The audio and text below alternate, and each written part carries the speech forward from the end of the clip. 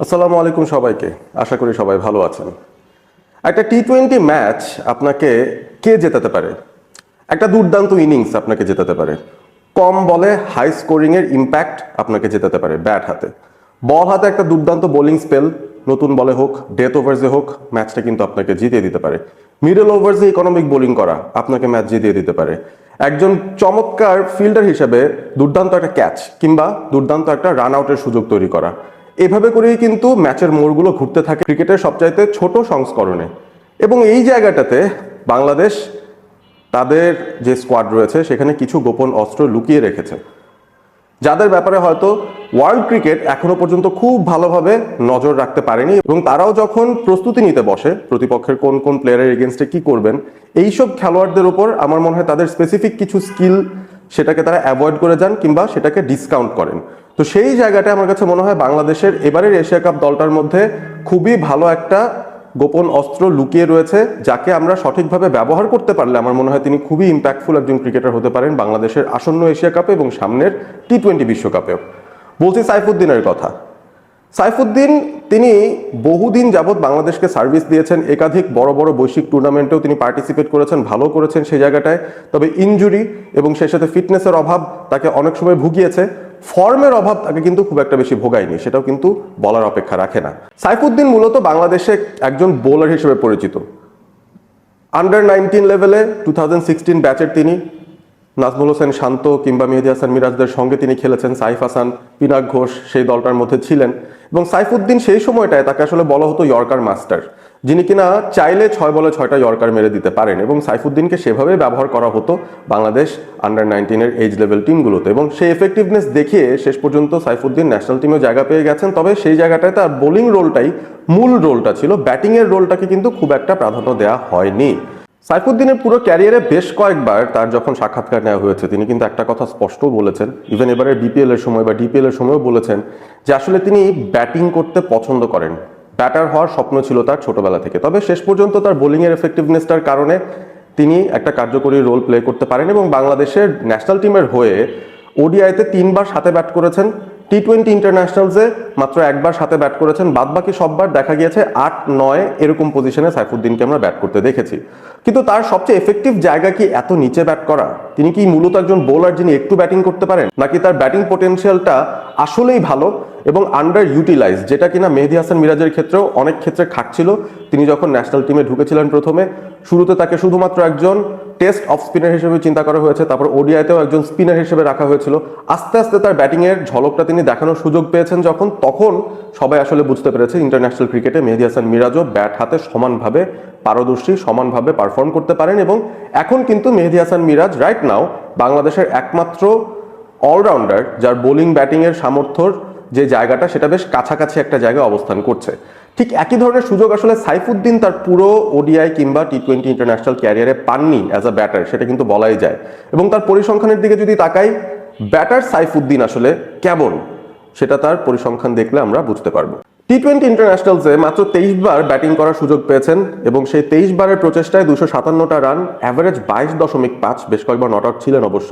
Strike রেটটা খুব একটা খারাপ নয়, বেশিরভাগ সময় 8-9 ব্যাট করা একজন ব্যাটারের জন্য 114.3 এই স্ট্রাইক রেটটা বেশ ভালো। ওডিআই ক্রিকেটে 19 ইনিংস ব্যাট করেছেন, 362 রান, অ্যাভারেজটা লক্ষ্য করুন 36.2, স্ট্রাইক রেটটা লক্ষ্য করুন 85.8, 50 রয়েছে দুটো, যার মধ্যে একটা আবার ওয়ার্ল্ড কাপে ইন্ডিয়ার এগেনস্টে 2019 সালে। টি-20তে ওভারঅল সাইফুদ্দিন 72 ম্যাচ থেকে 720টা রান করেছেন, average 17.6, which is not bad for a lower order batter যিনি খুব একটা সুযোগ পান না। স্ট্রাইক রেট 123, একটা 50ও আছে। 8-9 ব্যাট করা একজন ব্যাটার টি-20তে অলরেডি তার একটা 50 আছে। এবং বিগত সময়ে পাকিস্তান যে সিরিজটা হচ্ছে সেখানেও কিন্তু তিনি 35 রানের একটা নক খেলে ফেলেছিলেন। হয়তো যদি এনাফ সাপোর্ট পেতেন অন্য প্রান্ত থেকে, এমনও হতে পারতো তিনি তার ক্যারিয়ারের টি-20 ইন্টারন্যাশনাল ক্যারিয়ারের একটা 50 হয়তো তুলে নিতে পারতেন। সো পোটেনশিয়ালটা তিনি যতবার ব্যাট করতে নেমেছেন দেখিয়ে গেছেন। ডোমেস্টিকে সেটার প্রস্ফুরণটা আমরা আরো বেশি দেখেছি, তবে ইন্টারন্যাশনাল ক্রিকেটে সেভাবে সুযোগ পাননি। এবং সুযোগ না পাওয়াতেই আমার মনে হচ্ছে সাইফুদ্দিন বাংলাদেশের একটা গোপন অস্ত্র হয়ে যেতে পারেন এবারের এশিয়া কাপে এবং সামনের বিশ্বকাপে। আমরা যে এত চিন্তা করছি, এতটা টেনশন করছি যে আমাদের টপ অর্ডার ব্যাটিংটা 1 to 6 কি অবস্থায় আছে, আমরা তাওহিদ হৃদয়কে 4-এ স্লট করে জাকের আলী অনেক, শামীম পাটোয়ারি তাদেরকে 5-6-এ রাখছি, তার আগে লিটন, তানজিদ তামিম, পারভেজ ইমন, একটা সেটেল টপ 6 আমরা চিন্তা করতে পারি। কিন্তু তারপরও কেন আমরা হৃদয়ের রিপ্লেসমেন্ট নিয়ে এত চিন্তায় রয়েছি, কেন ভাবছি যে একজন মিডল অর্ডার ব্যাটার আমাদের ব্যাকআপ নিয়ে যাওয়া দরকার? তার কারণটা হচ্ছে সেই যে জায়গাটা সেটা কেউ ফিল আপ করতে পারছেন না, সেই ভয়েডটা কেউ ফিল আপ করতে পারছেন না। আমার তো মনে হয় খুব বেশি দূর হাতড়ে যাওয়ারও দরকার নেই। আমরা যদি রেগুলার বেসিসে হোয়াইট বল ক্রিকেটে, সেটা ওডিআই ক্রিকেট হোক কিংবা টি-20 ক্রিকেট হোক, সাইফুদ্দিনকে যদি নাম্বার 7-এ আমরা একেবারে পার্মানেন্টলি বসিয়ে তাকে সেখানেই ব্যাটিংয়ের সুযোগটা দিতে পারি রেগুলার বেসিসে, আমার কাছে মনে হচ্ছে খুব ইম্পর্টেন্ট একটা রোল তিনি প্লে করতে পারবেন। এবং শামীম হোসেন পাটোয়ারি, জাকের আলী অনেক, তাদেরকেও খানিকটা আমরা প্রমোট করে 5-6-এ রেখে তাদেরকেও কিন্তু একটা সুযোগ দিলাম মিডল ওভার্সে নিজেদের সামর্থ্যের প্রমাণটা দেওয়ার জন্য। কারণ আমরা আসলে টপ 3 পর যদি দেখি, বাকি 3 জনই যদি ফিনিশার ক্যাটাগরির থাকেন তাহলে তো হয় না, টিমের তো একটা ব্যালেন্স দরকার হয় টি-20 ক্রিকেটে স্পেশালি। সো টপ 3 যদি ধরি, টপ অর্ডার ব্যাটার, মিডল অর্ডারে একজনই আছেন তাওহিদ হৃদয়। এখন তাওহিদ হৃদয়কে সাইফুদ্দিন হয়তো রিপ্লেস করতে পারবেন না, সেটা আমি মেনে নিচ্ছি, তবে তাওহিদ হৃদয় না থাকলেও জাকের আলী অনেক at number 4, Shamim Hossain Patwari at number 5, তারপরে আপনি সাইফুদ্দিনকে চিন্তা করে আরো কিন্তু অপশনস অলরাউন্ডারের বাড়িয়ে নিতে পারেন। শেখ মেহেদী তখন নাম্বার 7-এ নামলেন, তারপর রিশাদ নামলেন, এরপর 3 পেসারকে আপনি নামাতে পারবেন, যার মধ্যে আবার একজন তানজিম সাকিব হবেন।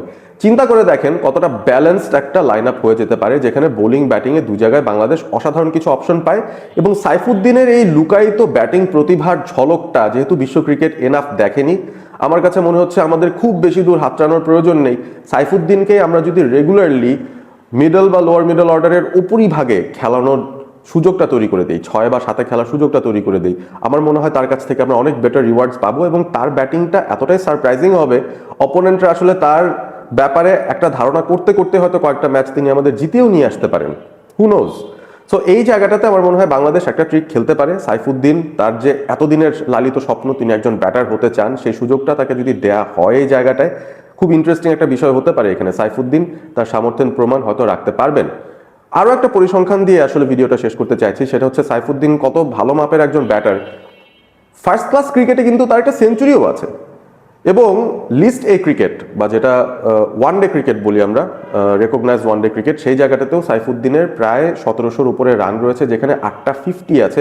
সো বোঝাই যাচ্ছে তার ব্যাটিং প্রাওয়েস, পোটেনশিয়াল সবই ছিল, এত বছর ধরে হয়তো খানিকটা আন্ডার ইউটিলাইজড রয়ে গেছে। এবং যেহেতু তার নিজের মনের একটা ইচ্ছা আছে, তিনি ব্যাটিংয়ে জোর দিতে চান বা ব্যাটিংটা তার ন্যাচারাল পছন্দের একটা জায়গা, তিনি যদি সুযোগ পান পর্যাপ্ত, তাকে যদি আসলেই তার রোলটা বলে দেওয়া হয়, আপনি 6 বা 7-এই খেলবেন, তার নিচে খেলবেন না, 6-এও খেলতে পারেন, 7-এও খেলতে পারেন, এরকম একটা রোল যদি সাইফুদ্দিনকে দেওয়া হয়, আমার মনে হয় টি-20 ক্রিকেট এবং ওডিআই ক্রিকেটে সাইফুদ্দিন হতে পারেন বাংলাদেশের খুবই খুবই গুরুত্বপূর্ণ একজন পেস বোলিং অলরাউন্ডার, যাকে আমরা হন্যে হয়ে খুঁজছি, আমাদের সামনে ছিল, আমরা হয়তো টের পাইনি, তাকে ঠিকমতো ব্যবহার করতে পারিনি। তো দেখা যাক টিম ম্যানেজমেন্ট সেরকম কোনো পরিকল্পনায় আসে কিনা, সাইফুদ্দিন প্র্যাকটিসে হোক কিংবা নেদারল্যান্ডসের সঙ্গে যে 3 ম্যাচের সিরিজটা হবে সেখানে যদি ইমপ্রেস করতে পারেন ব্যাট হাতে, আবারও এমনও হতে পারে তাকে আসলেই একজন ব্যাটার হিসেবে বা জেনুইন অলরাউন্ডার হিসেবে টিম ম্যানেজমেন্ট একটু উপরের দিকে খেলিয়ে আরও কিছু অলরাউন্ডারদের বা বোলারদের নিচের দিকে জায়গা করে দিতে পারে। So combination of Saifuddin and Tanzim Sakib আমার মনে হয় খুব ভালো একটা কম্বিনেশন হতে পারে বাংলাদেশ ন্যাশনাল টিমের জন্য। দুজনকে একসঙ্গে যদি বাংলাদেশ ক্যারি করে নিতে পারে সামনের দিকটায়, আমাদের টি-20 এবং ওডিআই সেট আপটা খুব বেশি ব্যালেন্সড হয়ে যাবে, ব্যাটিংয়ে হোক কিংবা বোলিংয়ে হোক। আপনাদের কি মতামত? সাইফুদ্দিনের ব্যাটিং নিয়ে আপনাদের কোনো মজার স্মৃতি আছে কিনা জানিয়ে দেবেন কমেন্ট করে। সেই সাথে সাইফুদ্দিনের ব্যাটিং প্রাওয়েসটা কি আপনাদের কাছে খুবই আন্ডাররেটেড মনে হয়, নাকি আসলে আমি একটু বাড়িয়ে বলছি সেরকম মনে হচ্ছে, জানিয়ে দিতে পারেন। ভিডিওটি ভালো লেগে থাকলে অবশ্যই বন্ধুদের সঙ্গে শেয়ার করতে ভুলবেন না, এবং সেই সাথে সাবস্ক্রাইব করবেন অল স্পোর্ট এবিপি চ্যানেলটি। ভালো থাকবেন সবাই।